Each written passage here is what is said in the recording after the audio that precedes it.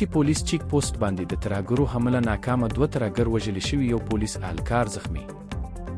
ډي ای خان پولیس ترجمان تر مخه تیره شپه د ډیره اسماعیل خان کتی پولیس چیک پوسټ باندې ترهګرو لخوا برید شوی او د دوران د پولیس او ترهګرو ترمنځ د ډزو سخته مقابله هم شوې ده. د پولیس بروکت جوابي کاروایی کوي. 2 ترهګر وژل شوي دي او انخته کښې یو پولیس اهلکار ژوبل شوی دی. پولیس چارواکو مطابق ژوبل شوي پولیس اهلکار علاج لپاره د ډسټرکټ هیډ کوارټر هسپتال ډیره اسماعیل خان ته منتقل کړی شوی دی. ډي پی